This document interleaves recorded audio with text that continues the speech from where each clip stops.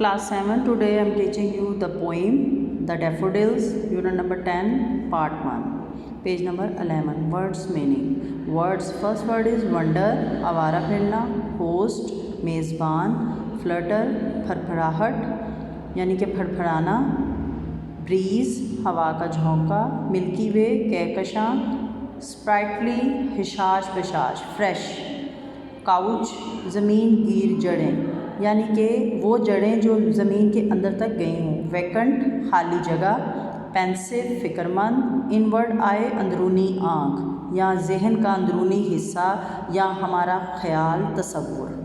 Now come to the question answer, what is the smiley in the first verse यानी कि मजाक वाली बात या हंसने वाली बात पहले शेर में कौन सी थी। लोनली एज अ क्लाउड, तन्हा हूँ मैं बादल की तरह यानी कि कभी आपने देखा होगा कि एक अकेला बादल पूरे आसमान पे घूम रहा होता है, तो शायर ने इसको तशबीह दिया है कि मैं एक आवारा बादल की तरह अकेला घूम रहा हूँ।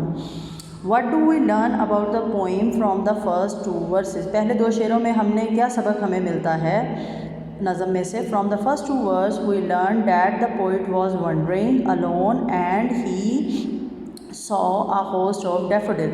हमें ये शायर बता रहा है पहले दो शेरों में कि जो शायर है वो आवारा घूम रहा है इधर उधर, अकेला तन्हा है और उसको एकदम क्या चीज़ मिले हैं, खूबसूरत डैफोडिल्स के नदी के किनारे फूल मिले हैं जो कि उसके इस तरह उसको फील हो रहा है कि जैसे वो उसको वेलकम कर रहे हैं। Now come to the next page. The question number 3 is, how are the daffodils described in the first two verses?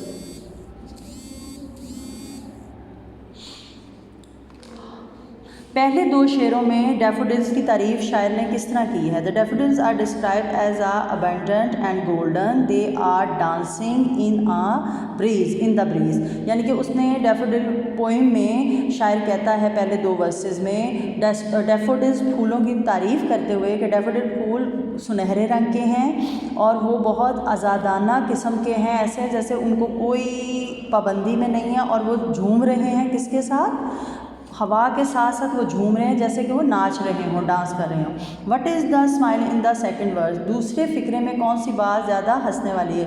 Continues as the stars in the smiley second verse, continues as the star यानी कि सितारों की तरह, मुसलसल सितारों की तरह वो चमक रहे हैं या दमक रहे हैं। यहाँ पे ये मतलब लिया गया है। In the third of verse, why is the poet so happy, third शायरी में जो क्या कहते हैं शायर है वो बहुत ज़्यादा खुश है। क्यों खुश है। The poet is happy because he said that one can not be unhappy in as merry a company as of the daffodil, क्योंकि शायर कहता है कि इंसान वो बहुत खुश है क्योंकि वो आज से पहले इतना कभी खुश नहीं हो सका था जितना कि वो डैफोडिल फूलों की कंपनी में यानी कि उनके साथ रहने में उसको खुशी मिली है, आज तक उसको कभी नहीं मिली थी।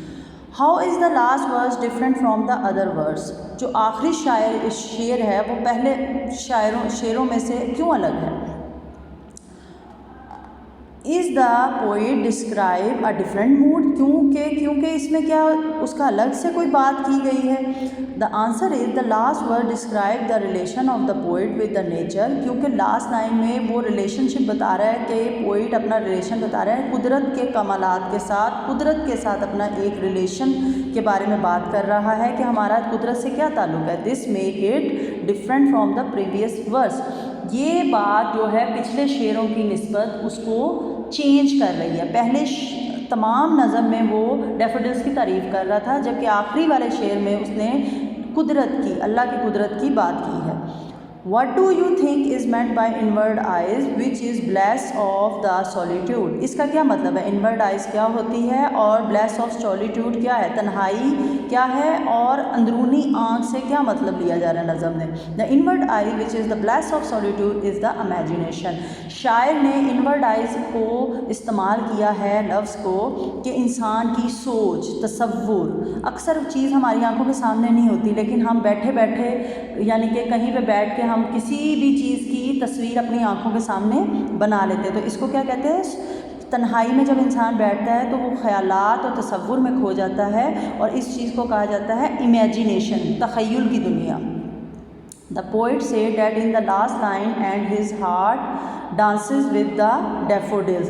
आखिरी लाइन में वो कहता है मेरा दिल जो झूम रहा है daffodils के साथ, his heart really dancing, क्या वाकई वो झूम रहा था?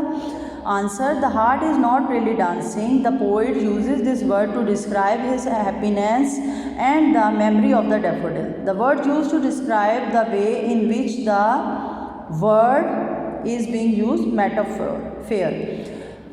Actually, शायर इस पोइम में ये बताना चाह रहा है कि उसका दिल असल में वो कोई झूम नहीं रहा उनके साथ, लेकिन उसको उसके साथ रह के जो खुशी, डैफोडिल्स के साथ रह के, फूलों के पास बैठने से, नदी के पास बैठने से, उस कुदरत के नज़ारे को देख के जो खुशी हासिल हो रही है, उसके बारे में शायर ने इस सारी नज़म में बयान किया गया है।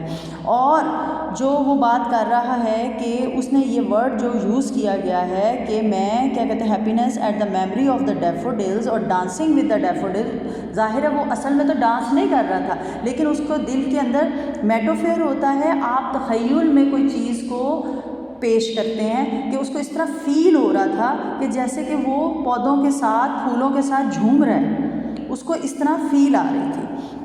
Now come to the word sentences. First word is wandered, आवारा फिरना। I wandered about the town, मैं आवारा कस्बे में फिर रहा था, शहर में। वंडर्ड, हैरान हुआ। I wondered what will be the result of my match, match का रिज़ल्ट देख के मुझे बहुत हैरानगी हुई।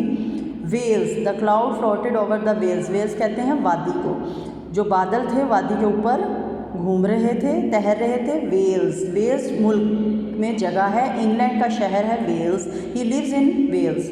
क्राउड, हजूम, the crowd was getting larger, जो है हजूम जो है, लोगों का रश जो है वो बढ़ता ही जा रहा था। वे, तरीका या रास्ता। This is not the correct way to write a book, ये किताब लिखने का सही तरीका नहीं है। वे, इसमें एच साइलेंट होगा। वे कहते हैं WHEY, लस्सी को। द वे टेस्ट सॉर, जो लस्सी का टेस्ट है वो सॉर है, खट्टा है। हार्ट, दिल। His heart was in the fine condition, उसका दिल बहुत अच्छी हालत में है। हर्ट, बारासिंगा। We saw a hart while driving through the woods, जब हम गाड़ी चला रहे थे, लकड़ियों में से गुजर रहे थे, तो हमें बारासिंगा नज़र आया। Now we have completed this poem Daffodil. Please learn it and write down in your copy. Thank you.